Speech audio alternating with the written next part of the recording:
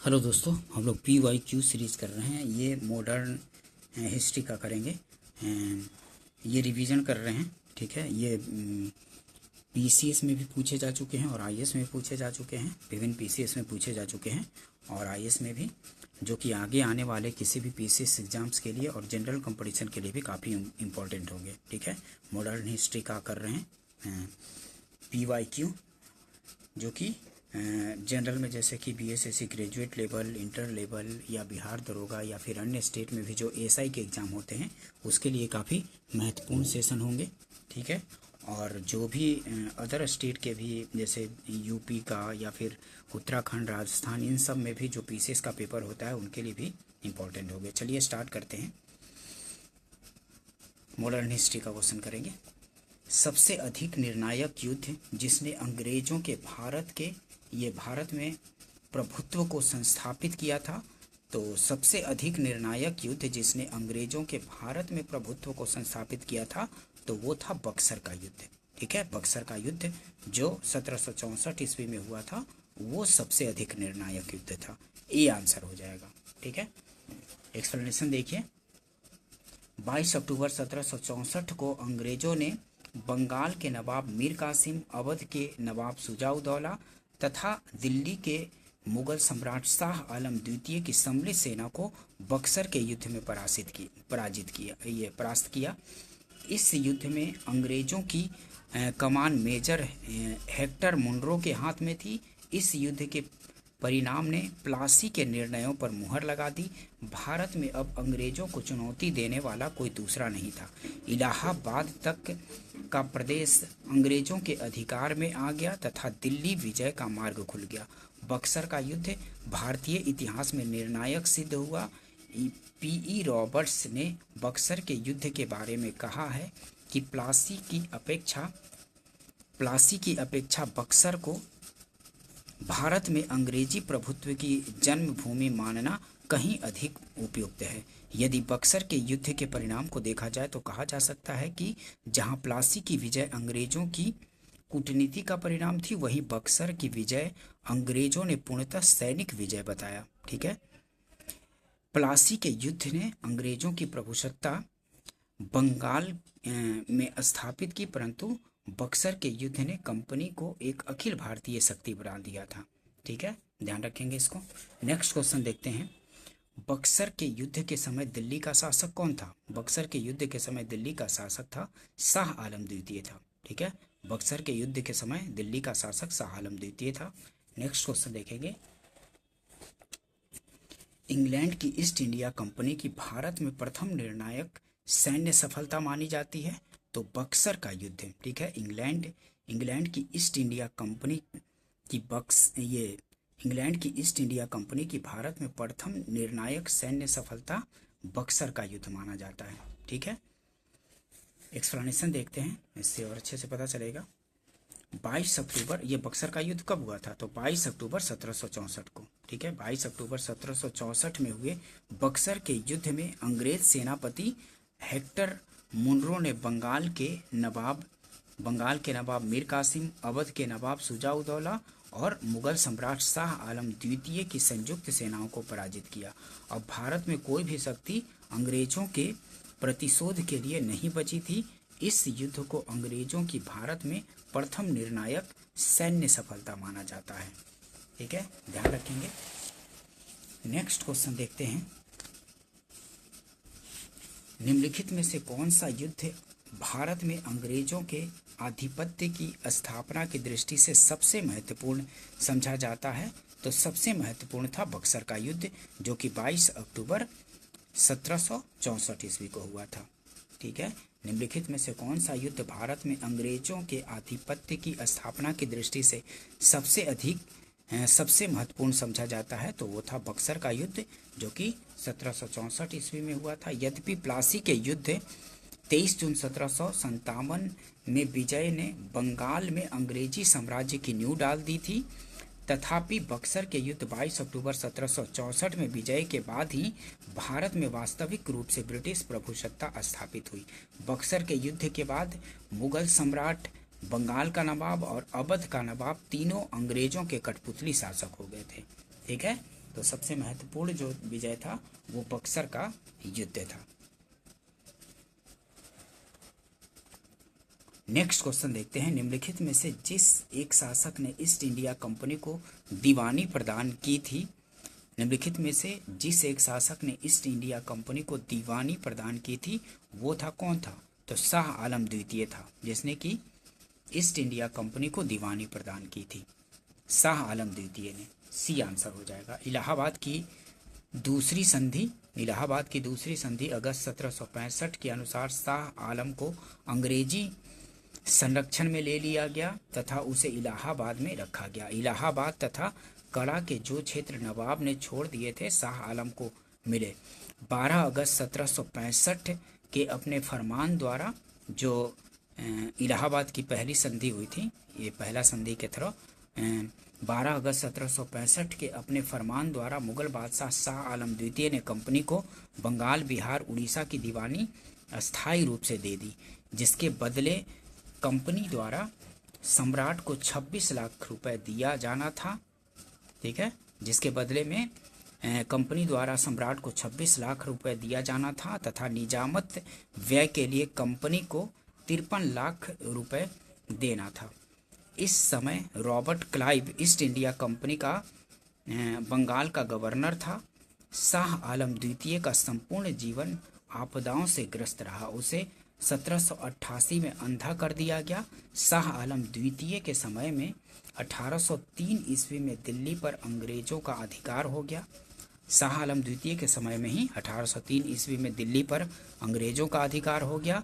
शाह आलम द्वितीय तथा उसके दो उत्तराधिकारी अकबर द्वितीय 1806 से 1837 और बहादुर शाह द्वितीय या बहादुर शाह जफर भी बोलते हैं इसको, 1837 से 57 ईस्ट इंडिया कंपनी के पेंशन भोगी मात्र बनकर रह गए थे। नेक्स्ट क्वेश्चन देखते हैं, सन 1765 में ईस्ट इंडिया कंपनी को बंगाल की दीवानी किसने प्रदान की थी?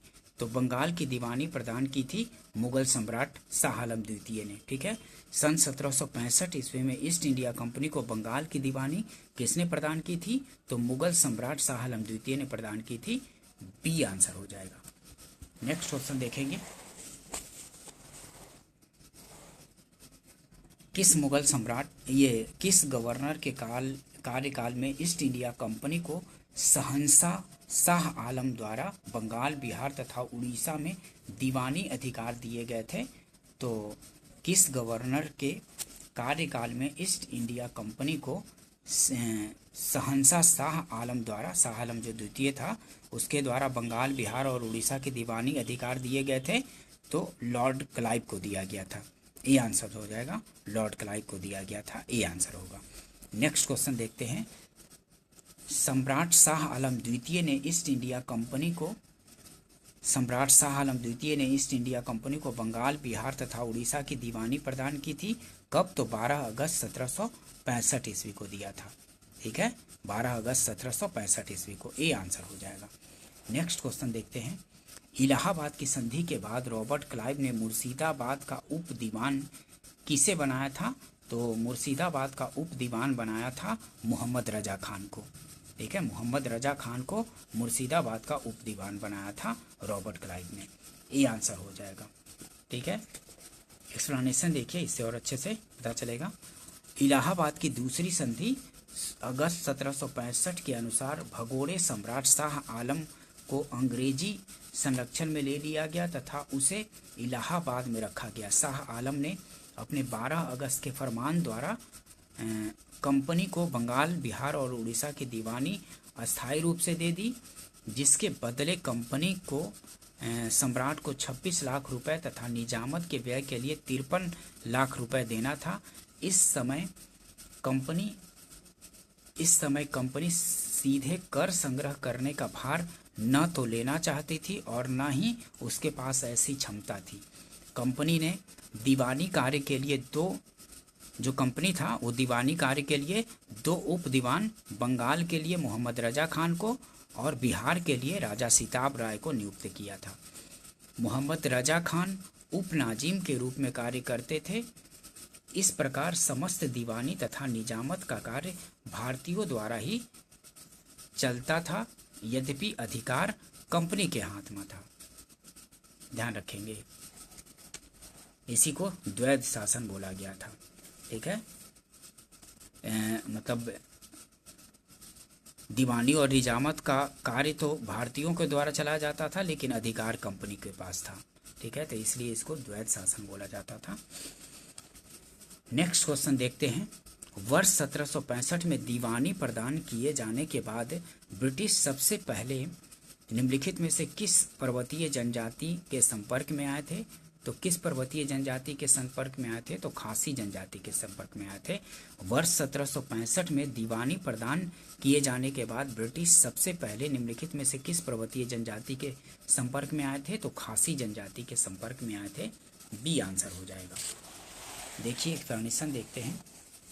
1765 ईस्वी में अंग्रेजों द्वारा सिलहट की दीवानी प्राप्त की गई तथा बर्मा युद्ध के बाद स्कॉट द्वारा सिलहट को जयंतिया तथा गारो पहाड़ी क्षेत्रों से जोड़ने के लिए सड़कों का निर्माण किया जाने लगा, जिसके विरोध स्वरूप इन पहाड़ियों पर रहने वाली खासी जनजातियों के लोगों ने अपने नेता तीरथ सिंह के नेतृत्व में विद्रोह कर दिया था।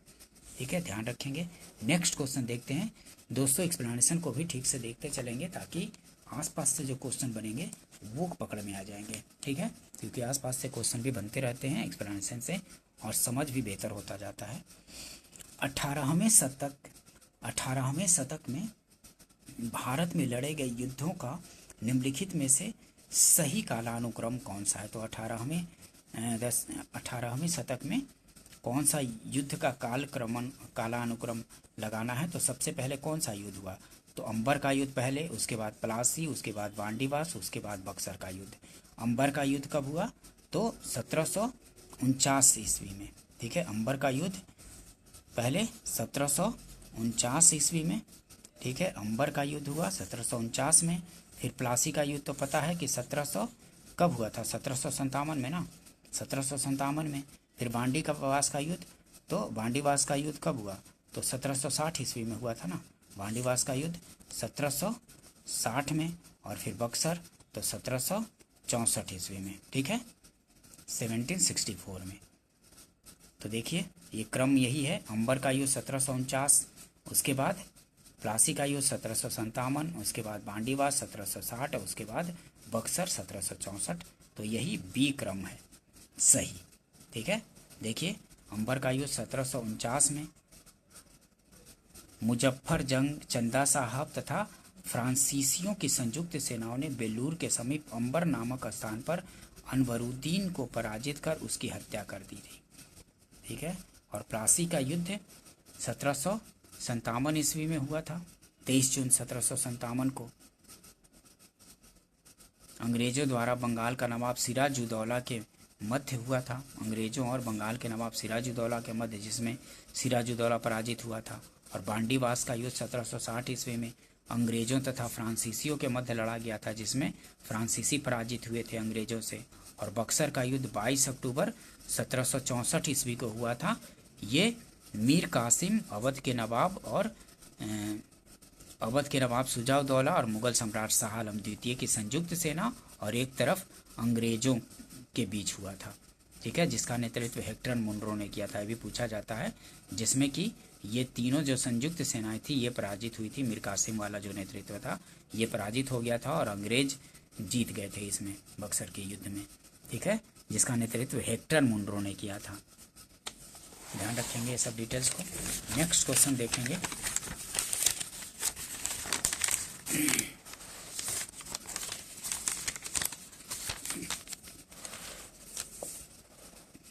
वांडीवास के युद्ध 1760 में इसमें क्या हुआ था? तो ब्रिटेन ने फ्रांस को हराया था ना, तो ब्रिटेन ने फ्रेंच को हराया था 1760 ईस्वी में। वांडीवास के युद्ध में 1760 में ब्रिटिश ने, अंग्रेजों ने फ्रांसीसी को हराया था। तो सी आंसर हो जाएगा। नेक्स्ट क्वेश्चन देखते हैं। निम्नलिखित में से कौन सा युग में सही सुमेलित पूछ रहा है? तो सही सुमेलित कौन सा है? तो वांडीवास का युद्ध फ्रांसीसी के विरुद्ध ईस्ट इंडिया कंपनी था। ठीक है, मतलब अंग्रेज़ थे और एक तरफ फ्रांसीसी। ईस्ट इंडिया कंपनी और फ्रांसीसी के बीच हुआ था, जिसमें कि ईस्ट इंडिया कंपनी जीत गया था बांडीवास के युद्ध में।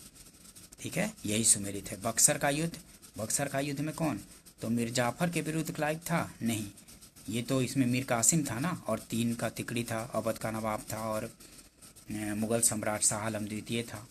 ठीक है, और एक तरफ अंग्रेजी सेना का नेतृत्व कौन किया था, हेक्टर मुनरो ने किया था इसमें। ठीक है, और चिलियावाला का युद्ध, डलहौजी के विरुद्ध मराठे, ये नहीं, खुर्दा का युद्ध, ये भी नहीं, तो बी आंसर हो जाएगा, ध्यान रखेंगे इसको। नेक्स्ट क्वेश्चन देखते हैं,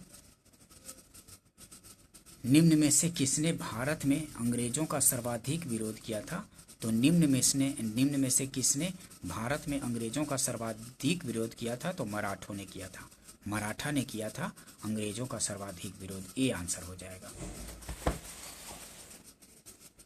देखिए एक्सप्लेनेशन देख लेते हैं। भारत में अंग्रेजों का सर्वाधिक विरोध मराठों द्वारा किया गया था। 4 आंग्ल मराठा युद्धों के बाद ही मराठा शक्ति को दबाया जा सका। मुगल साम्राज्य के खंडहरों पर मराठों ने अपने साम्राज्य की आधारशिला रखी। उन्हीं परिस्थितियों में अंग्रेजों ने भी लाभ उठाया।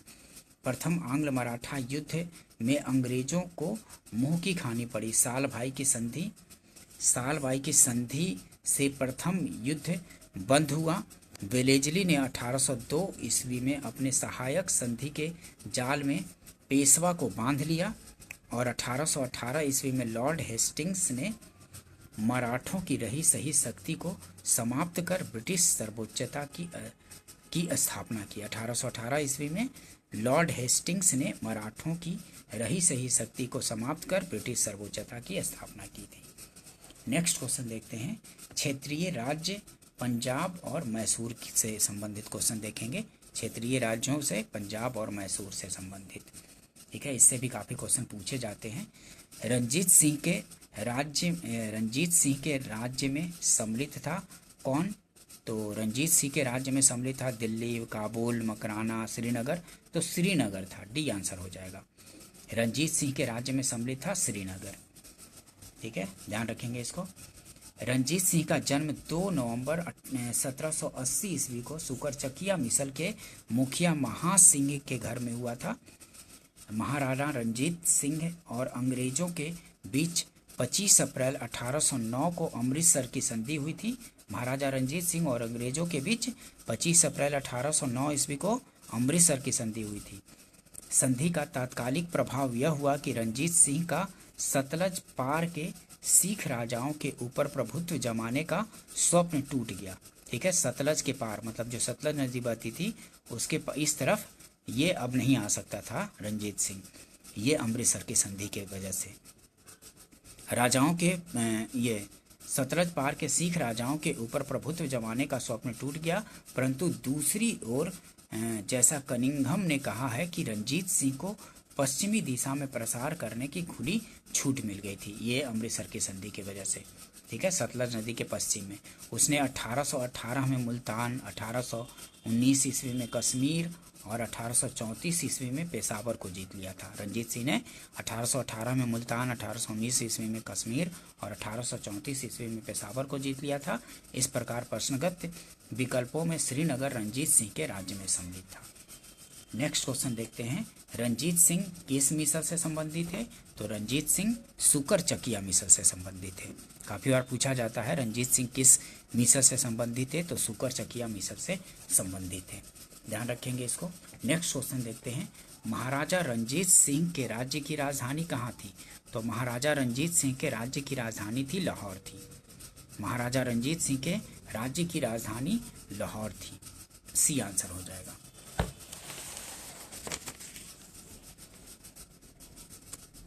देखिए 1798 में जामान शाह ने पंजाब पर आक्रमण किया। वापस जाते समय उसकी तोपें, ये 1798 ईस्वी में जामान शाह ने पंजाब पर आक्रमण किया। वापस जाते समय उसकी तोपें चिनाव नदी में गिर गई। रणजीत सिंह ने उन्हें निकलवा कर वापस भिजवा दिया।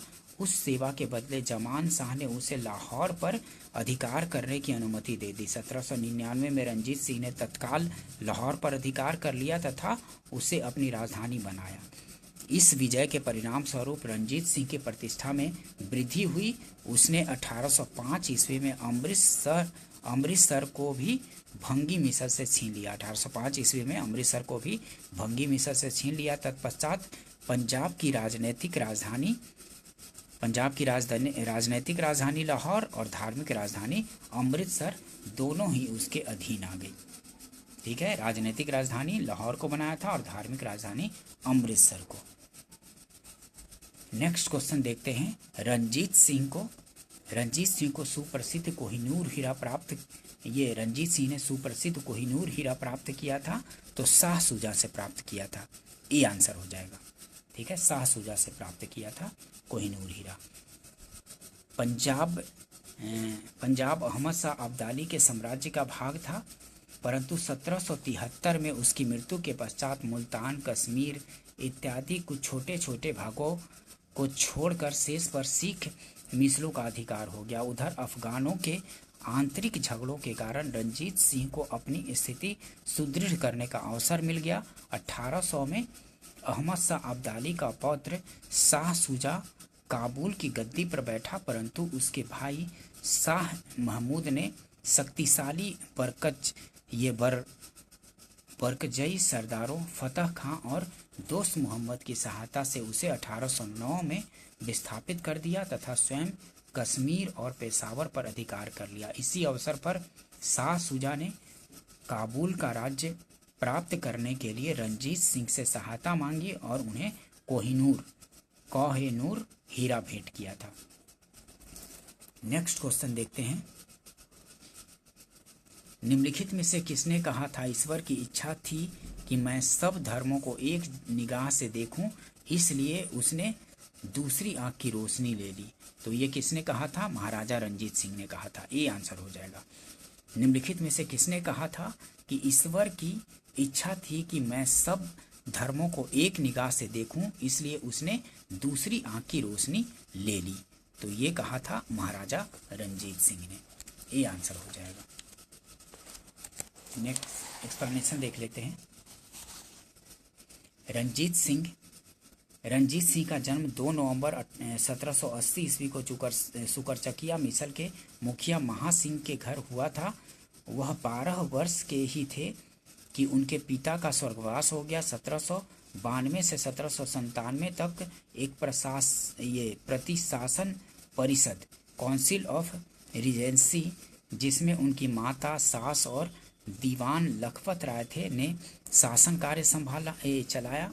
1797 में उन्होंने समस्त कार्यभार स्वयं संभाल लिया। रणजीत सिंह ने लाहौर पर 1799 में, अमृतसर पर 1805 में तथा फरीदकोट, मालेर कोटला और अंबाला पर 1808 में विजय प्राप्त की। रणजीत सिंह एक योग्य शासक थे। उन्होंने कहा था कि ईश्वर की इच्छा थी कि मैं सब धर्मों को एक निगाह से देखूं, इसलिए उसने दूसरी आंख की रोशनी ले ली। ठीक है, ये किसने कहा था? रणजीत सिंह ने कहा था। नेक्स्ट क्वेश्चन देखते हैं। महाराजा रणजीत सिंह के उत्तराधिकारी कौन थे? तो महाराजा रणजीत सिंह के उत्तराधिकारी खड़क सिंह थे। बी आंसर हो जाएगा। खड़क सिंह महाराजा रणजीत सिंह के उत्तराधिकारी थे। नेक्स्ट क्वेश्चन देखते, ये एक्सप्लेनेशन देख लीजिए। 1839 में रणजीत सिंह की मृत्यु के बाद उनका पुत्र खड़क सिंह सिंहासन पर बैठा। उसे अफीम खाने की आदत थी। इसके शासनकाल के दौरान शीघ्र ही दरबार में 2 विरोधी दलों, संघावालिया सरदार चैत सिंह, अतर सिंह, लहना सिंह तथा उनके भतीजे अजीत सिंह और डोगरा बंधुओं ध्यान सिंह, गुलाब सिंह और सुचेत सिंह की प्रतिद्वंदिता के कारण पंजाब में अराजकता फैल गई। ठीक है, नेक्स्ट क्वेश्चन देखते हैं। सिख राज्य का अंतिम राजा कौन था? तो सिख राज्य का अंतिम राजा दलीप सिंह था। डी आंसर हो जाएगा। दलीप सिंह सिख राज्य का अंतिम राजा था। महाराजा दलीप सिंह सिख साम्राज्य के अंतिम शासक थे। उन्होंने 1843 से 1849 ईस्वी तक शासन किया था। नेक्स्ट क्वेश्चन देखते हैं। पंजाब के पूर्व महाराजा पंजाब के पूर्व महाराजा दलीप सिंह के विषय में निम्नलिखित में से कौन एक कथन सत्य है? तो पंजाब के पूर्व महाराजा दलीप सिंह के विषय में निम्नलिखित में से कौन सा कथन सत्य है? तो 23 अक्टूबर 1893 को उनका निधन पेरिस में हुआ था। तो 23 अक्टूबर 1893 को उनका निधन पेरिस में हुआ, ये कथन सत्य है। ये आंसर हो जाएगा।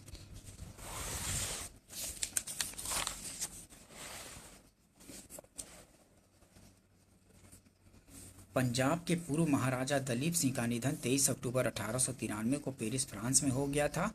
शेष सभी कथन असत्य था। दलीप सिंह ने सिख धर्म छोड़कर ईसाई धर्म को अपनाया था। इन्होंने रूस की यात्रा भी की थी। ठीक है, इनकी अंत्येष्टि इंग्लैंड में की गई थी। दलीप सिंह की अंत्येष्टि इंग्लैंड में हुई थी। नेक्स्ट क्वेश्चन देखते हैं। पंजाब के विलय के पश्चात पंजाब का शासन करने के लिए निम्नलिखित में से कौन 3 की परिषद का सदस्य नहीं था? पंजाब के विलय के पश्चात पंजाब पर शासन करने के लिए निम्नलिखित में से कौन 3 की परिषद का सदस्य नहीं था, ये बताना है। MM Elliot, sir Henry Lawrence, John Lawrence, Robert Montgomery. देखिए एक्सप्लेनेशन। पंजाब के ब्रिटिश साम्राज्य में विलय के बाद लॉर्ड डलहौजी ने वर्ष 1849 में पंजाब पर शासन करने के लिए 3 लोगों के एक परिषद का गठन किया था, जिसमें सर हेनरी लॉरेंस को अध्यक्ष तथा जॉन लॉरेंस और चार्ल्स ग्रेविल मानसेल को सदस्य के रूप में नियुक्त किया गया था। HM इलियट तथा रॉबर्ट मॉन्टगोमरी इस परिषद से संबंधित नहीं थे। इसमें जॉन लॉरेंस और कौन था? तो